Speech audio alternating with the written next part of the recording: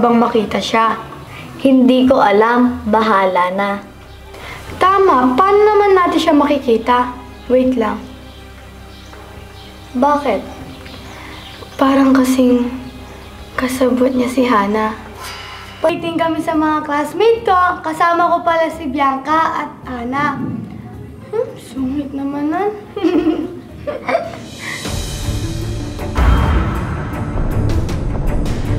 Bakit mo ko binitin ng Christmas party?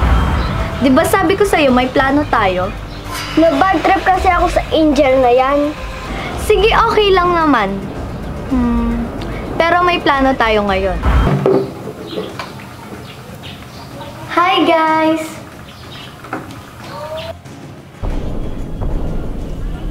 Bianca?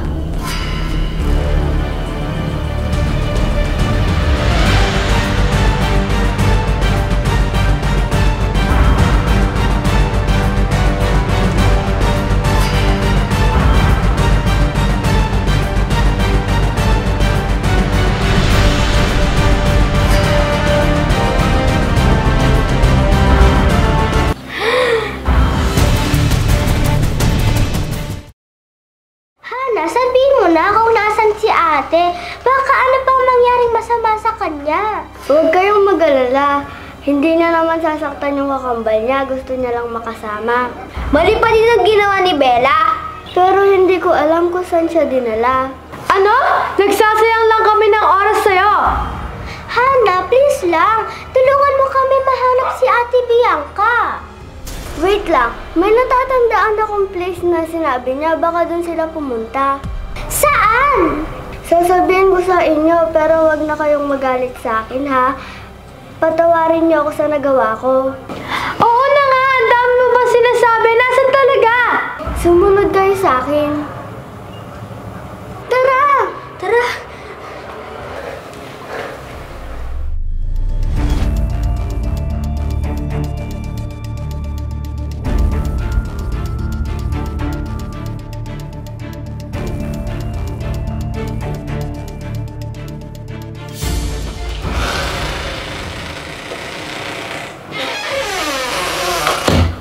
Kambal, gising ka na pala. Eto, uminom ka muna ng tubig. Kambal?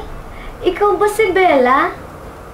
Oo, ako si Bella, ang kakambal mo. Teka, naguguluhan ako. Bakit kailangan mo pang gawin yung mga ganto? Ikaw yun ang gugulo sa amin, di ba? At bakit kailangan mo pa akong kidnapin? Bianca, hindi kita kinidnap. Nilalayo lang kita sa mga taong hindi mo naman dapat pakisamahan. Ang tagal kong hinintay ang araw na to na makasama kita muli.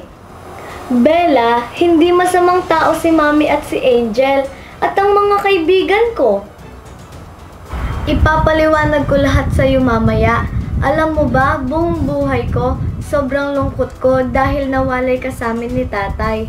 Ako rin naman, akala ko wala na akong pamilya. Pero kahit ganon, tinuring pa din akong parang totoong pamilya ni Mami at Angel. Talagang binulag ka na nila sa katotohanan. Teka, anong katotohanan? Ate Bianca?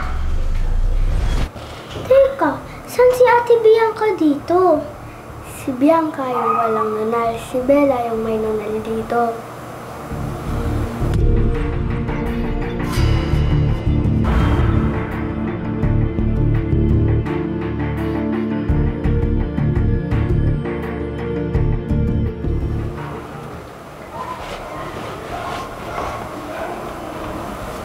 Ate Bianca, okay ka lang ba? Hindi ka ba niya sinaktan? Okay lang ako, Angel. Paano niyo nalaman na nandito ako? Sinabi lahat ni Hana sa akin. Oh, ano? Gulat ka, no? Sinaktan mo ba BFF ko? Gusto mo ba nito? Bakit ko naman sasaktan yung kapatid ko? Sino ba tong unggoy na to? Tama na, wag mo na patulan. Bella, eto si Angel, kapatid ko. Silang dalawa ni Mami yung kumupkup sa akin. Bianca, sumama ka na sa akin. Ilalayo na kita sa mga masasamang tao. Bella, wag ka nga mag-isip ng ganyan. Hindi mo pa nga kami nakakasama. Manahimik ka, Angel! Wala kang alam sa ginawa ng nanay mo. Bakit? Ano bang ginawa ni Mami? Bianca, ang nanay ni Angel ang sumira sa pamilya natin. Huwag mong pagsabihan ng ganyan ang nanay ko. Bakit? Totoo naman, di ba? Inagaw ng nanay mo ang tatay namin ni Bianca. Mga agaw ang nanay mo.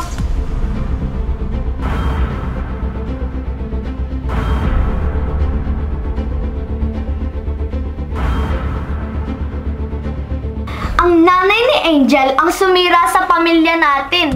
Inagaw niya ang tatay natin. Kaya nagpakamatay si nanay dahil sa Miss Jane na yan. At hindi pa siya nakontento. Nilayo ka pa niya sa amin.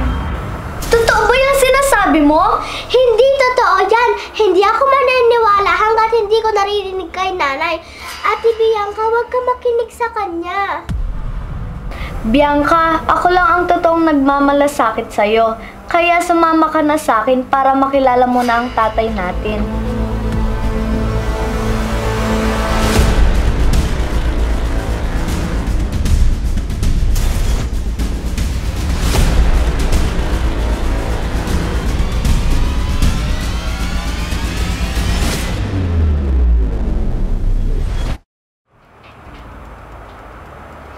Ate Bianca, okay ka lang ba?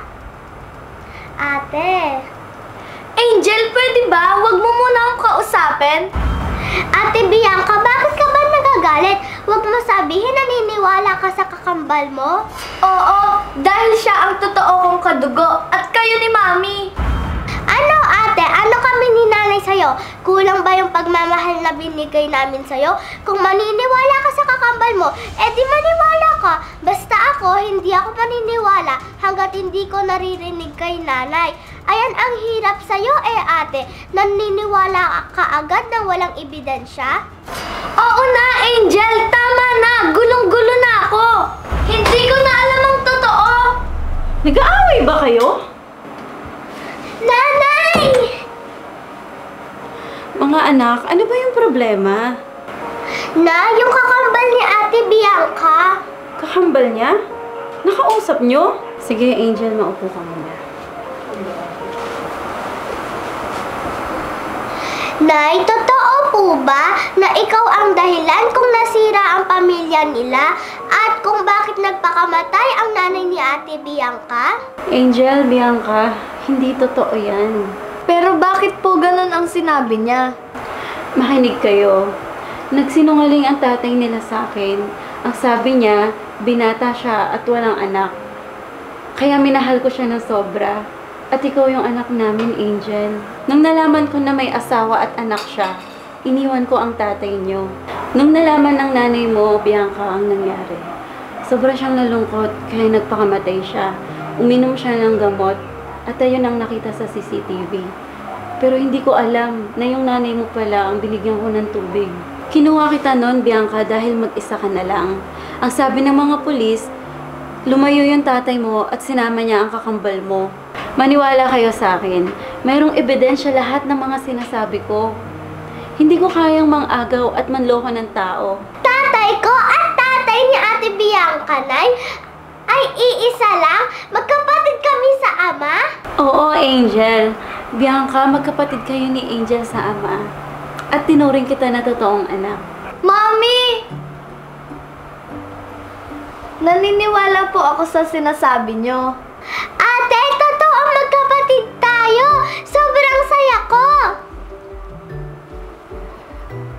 Ako rin, Angel. Masaya ako. Wala na akong pakialam sa nakaraan. Ang importante sa akin, yung ngayon. Mahal na mahal ko kayo. Ate, sasama ka ba sa kanila? Hindi ko kayo iiwan ni Mami. Pero Mami, sa bakasyon ba pwede tayong mamasyal sa kanila para makilala ko din sila? Hindi kita pipigilan, anak. Kapatid at tatay mo yun. Pero tatay din po ni Angel yon, Mami. Kayo ba? Gusto nyo bang makasama yung tatay nyo? Opo,